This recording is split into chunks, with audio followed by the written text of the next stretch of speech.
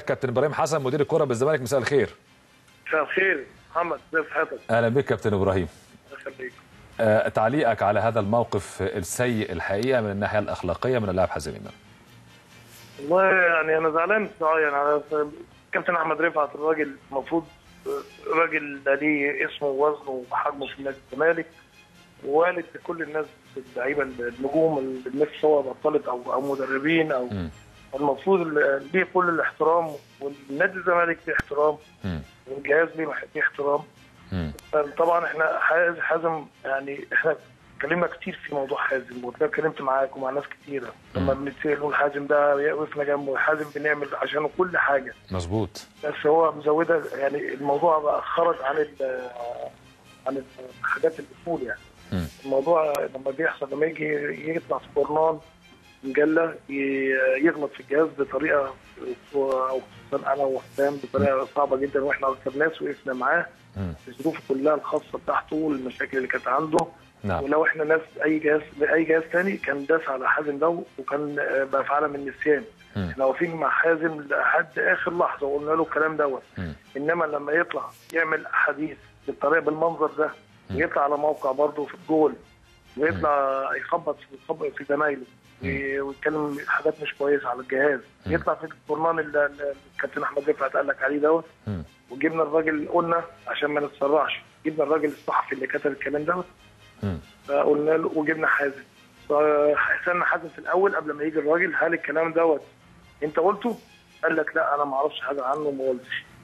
جبنا الراجل وقدام حازم قلنا له الكلام دوت حصل حقيقي، وحازم قال لك وراح مطلع التسجيل بتاعه. والمواجهه اكدت ان حازم قال هذا الكلام. هو مسجل الكلام، فراح معلي صوته بقى. تمام. معلي صوته بيعيط وبيعلي صوته. ايوه انا مش عايز اقعد في النادي دوت، انا عايز امشي، انا مش عايز اقعد عندكم، مش عايز، بطريقه طبعا وحشه جدا جدا جدا جدا. تمام.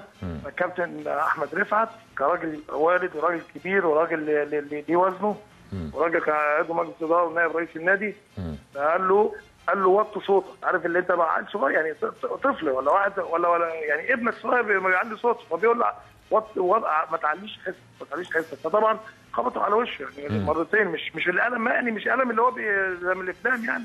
هو بيخبط على وشه وقال له ما تتكلمش خالص او ما تعليش حسك بالطريقه دي واحنا موجودين. تمام. حته تربويه زي ما ابنك ولا اي حد واي حد طبيعي جدا. الراجل واحد كبير وليه وزن سنه، ما ينفعش عيل صغير يزعق في وشه، خصوصا كمان لما يكون جوه نادي الزمالك والراجل ده مسؤول في نادي الزمالك. نعم.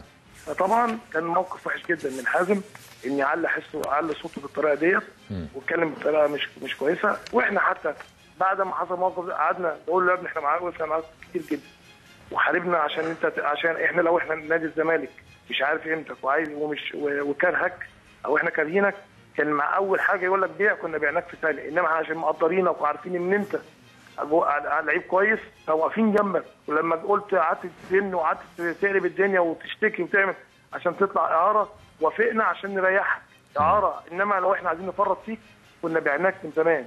انما احنا عشان متمسكين بيك وعارفين ان شاء الله ربنا يهديك في يوم من الايام، السنه دي السنه الجايه ربنا يهديك، فعشان كده مش عايزين نخلص منه. لو احنا مش كارهينه كنا خلصنا منه يا محمد. تمام. طب كابتن ابراهيم بعد الموقف ده، ايه الموقف بالنسبه لحازم امام مع الجهاز الفني؟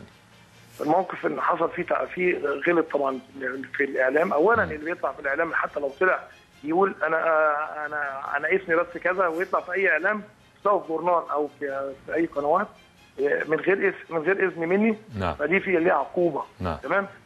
كمان فوق القصه دي كلها انك انت بتهاجم الجهاز وبتهاجم النادي. نعم. وتقول مش عايز اقعد في النادي، وكاتب في نفس الحديث يشرفني ان انا العب